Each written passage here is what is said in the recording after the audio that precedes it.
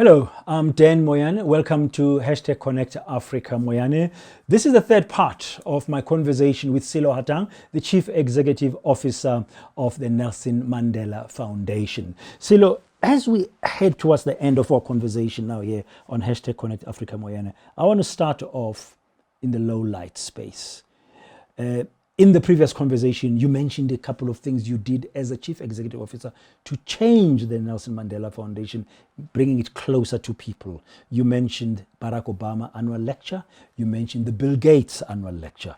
But there must have been some low points. Yeah, there have been. If I was cruising at highlights, I wouldn't be actually a real person, would I? Which ones stand out for you? Two that I would say stand out. One was when you like really cruising so well, and you've just hosted Bill Gates in Mamelodi. You delivered this lecture that you thought had the township flavor. It had the numbers that you wanted. That it doubled the numbers that we had hosted before. It had young people in it. Everything that I had been dreaming of was there.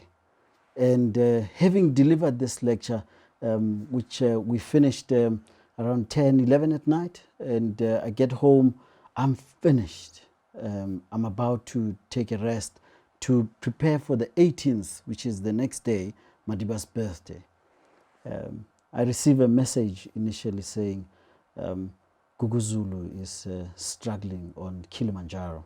As you know, we climb Kilimanjaro every year to raise funds for girl children, for sanitary towels and bursaries. That's your Trek for Mandela project. Trek for Mandela project. And we do that, and I didn't go that year in July. I was going to go in August. And you had this big lecture with Bill Gates. Bill Gates, to put together, and precisely. You couldn't go. So I'm now at this high point, and suddenly I just see this going down.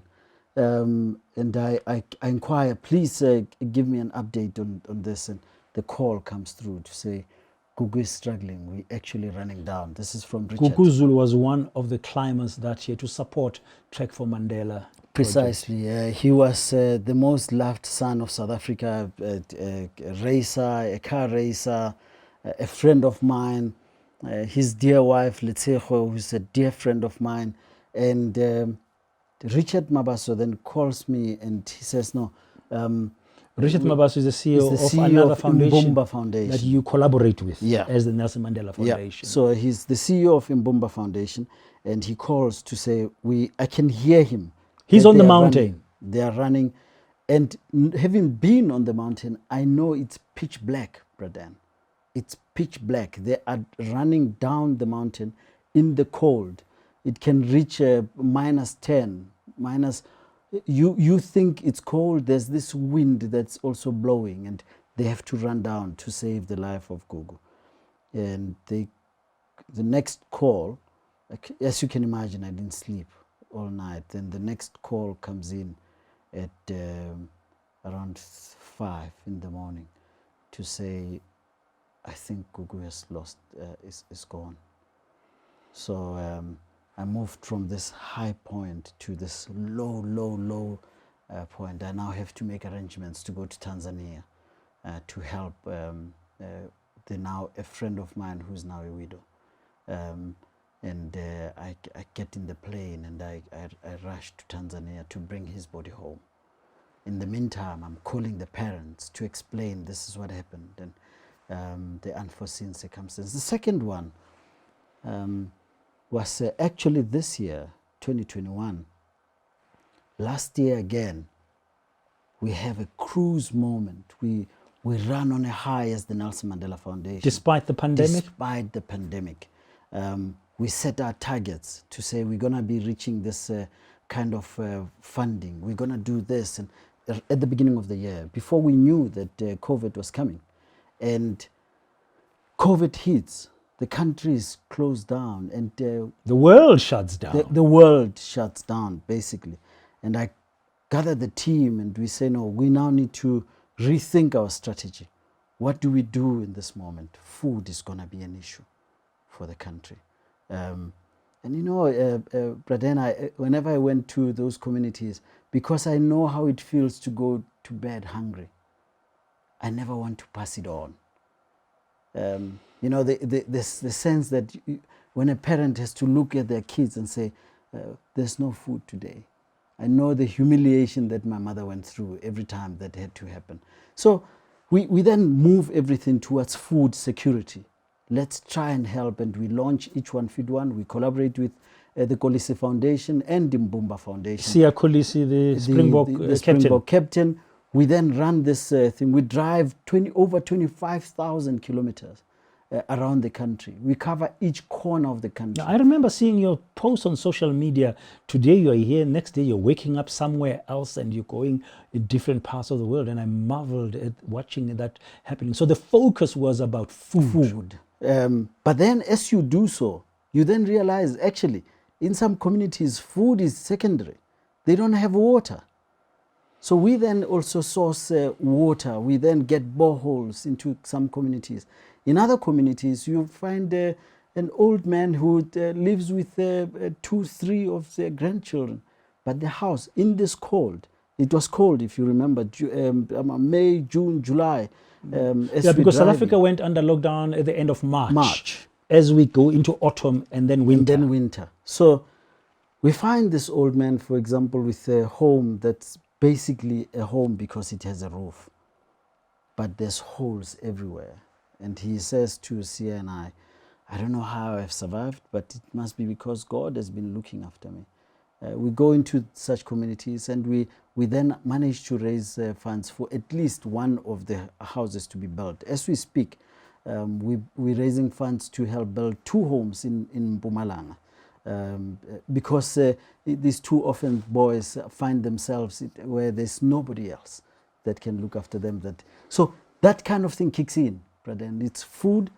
Now you have to actually look at a holistic picture of people. Food, water, shelter. Those kind of things. And then you're moving very nicely. We're moving nicely. And then in December, I do my last trip to Cape Town. As I come back, I go to Grafrenet, I go to Robert Sobukwe's place, still cruising beautifully. I get back home. Within about 8 days or so, I feel that I'm feeling sick. Meanwhile, I got COVID. So I go to the doctor looks at me and says, you've got COVID. And the test confirmed. While I was lying there, I sent the note to the board to say, these are the news that I have. I'm feeling sorry for myself, body aches, but I got COVID mild. You know that one, that COVID light? That's the one I had. So Thankfully. So then Prof. Ndebele then... Prof. Ndebele is the chairperson. Is the chairman of the foundation. Sends me a note saying, I know you're dealing with COVID. I've delayed this for a few days so that you recover. But I do have to have a discussion with you about something. So I received an anonymous note that I'd like to discuss with you. So I sent back a note to him to say, sure, let's have the chat. He sends me the anonymous note. I read it and I realized, well, most of these things, I actually, there's nothing to them. What were you accused of? The accusations included abusing the resources of the Nelson Mandela Foundation, that my son, for example, was a beneficiary. So nepotism? Nepotism. Another nepotism charge with a friend that had been employed by the foundation to do some work. So it was, all in all, about 37 accusations. Must have hurt. It cut deep.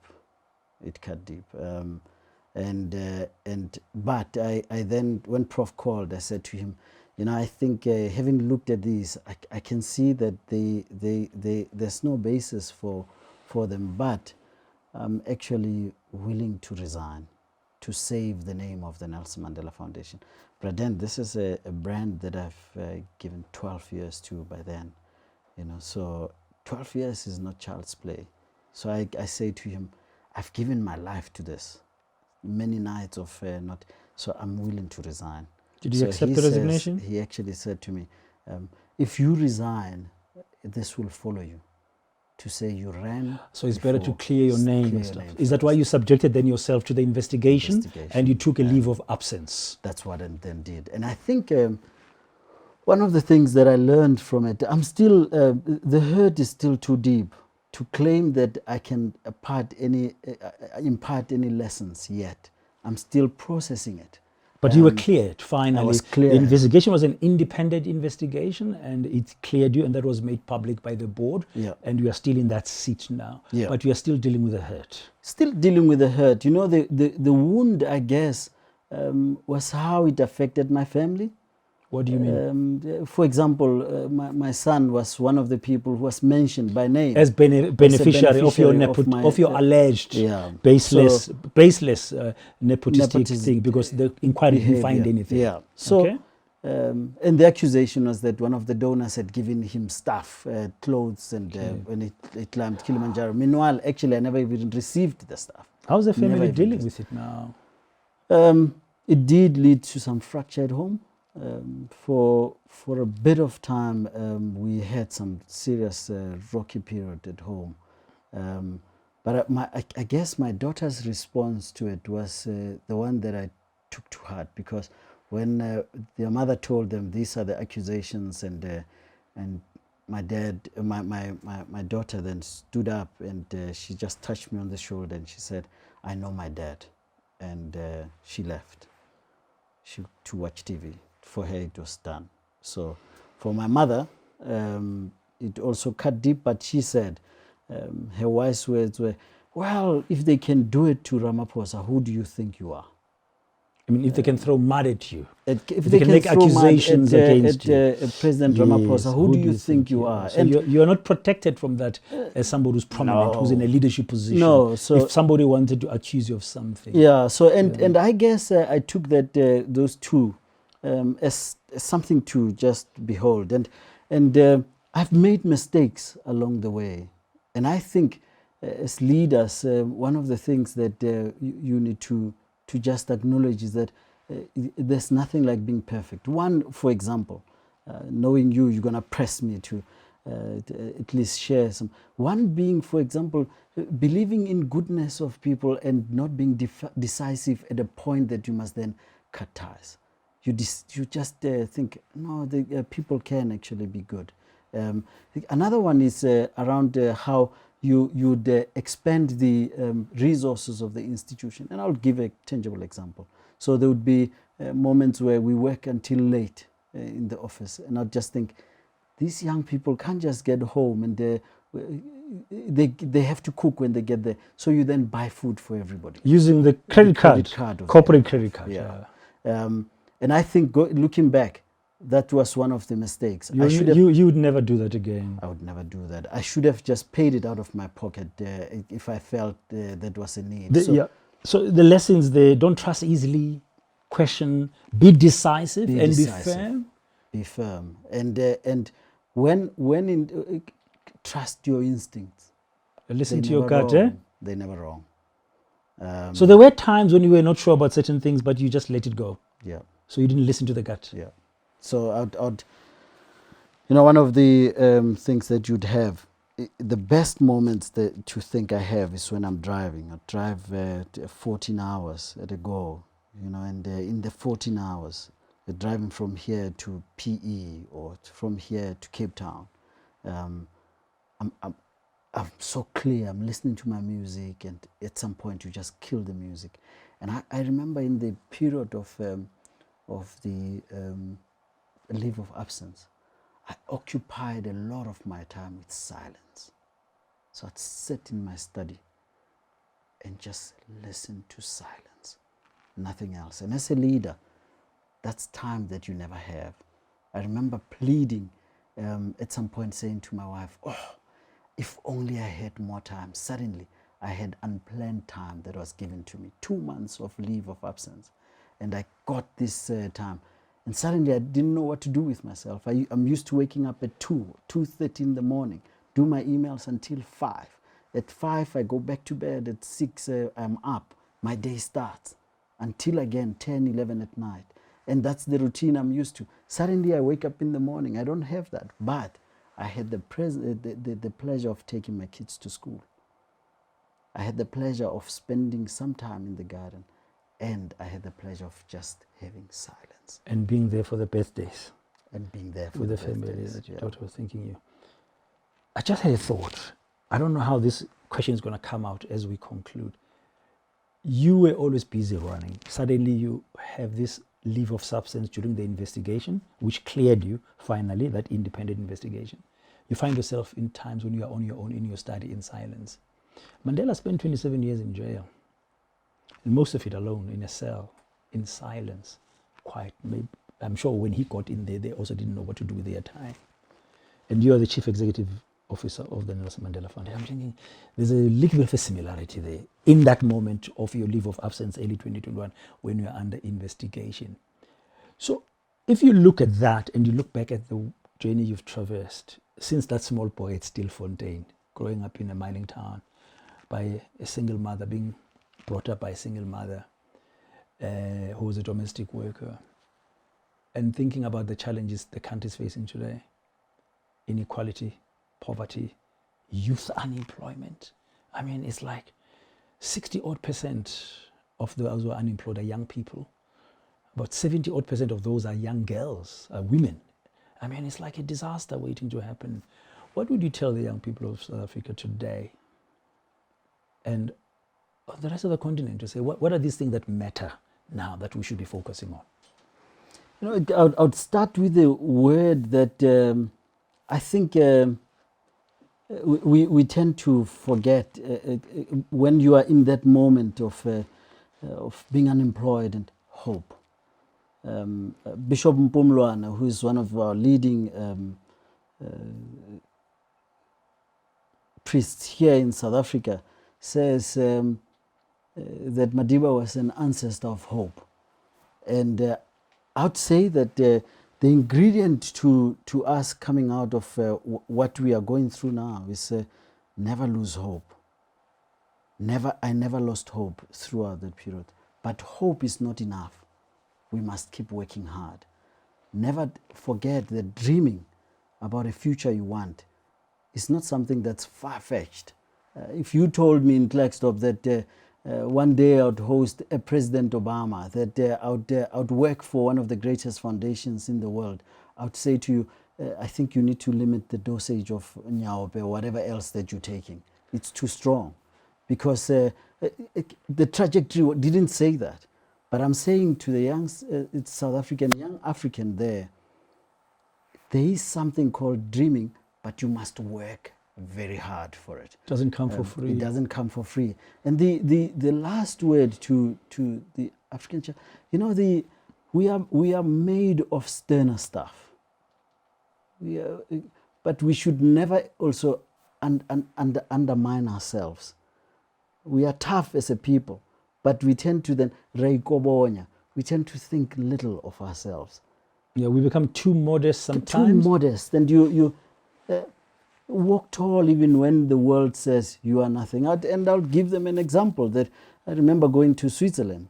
And I'm with Sweden. Sorry, I'm with a colleague, a white colleague. We get to the gate, and they stop him on the one side, and me. He's out within 2 minutes. With me, there's like 50,000 questions, and no, they were short of just checking if the hair is real, you know. And at some point, my colleague comes over and says, "You know, he's my boss. We have a letter from your government inviting him to come and speak." So, if I had tried that trick, I would have been in jail. But there's something there about, and I had to, you contain yourself until you are given that boldness to say, actually, yeah. So I then say to her, but I don't understand, what's the problem? And within 30 seconds, I'm out of there. And it was a lesson for the next time it happened in Australia. In Australia, I get pulled off on a random check. And my white colleague goes through. And as they do that, I say, wait, let's do this right. I call him back. He comes back, and I say to them, I randomly choose him, that you check him. because whatever he has, our bags actually were together. So he has that. And they didn't even check our bags. They apologized and they said, you can go. Wow. And I think it's this thing of always, we are made to think that there's something wrong about us. And it's time that we say there's nothing wrong about us. And even when I was accused, it was there were those who just thought, what do you expect? He's an African leader in an African institution. So I think I'll say to them, Václav Havel said, I'm not an optimist because I don't believe that everything ends well. Nor am I a pessimist because I don't believe that everything ends badly. But all I carry is hope. It's a God-given gift that if you lose, you might as well be dead. Sello Hatang, thank you very much for your time. Thank you. On #Connect Africa Moyane. That's where we end this episode of #Connect Africa Moyane. It's been wonderful listening to those insights and some of the advice and the words of Sello Hatang, the Chief Executive of the Nelson Mandela Foundation. Don't forget to like, comment and share. And of course, do subscribe to our channel by clicking on the button below. Thank you.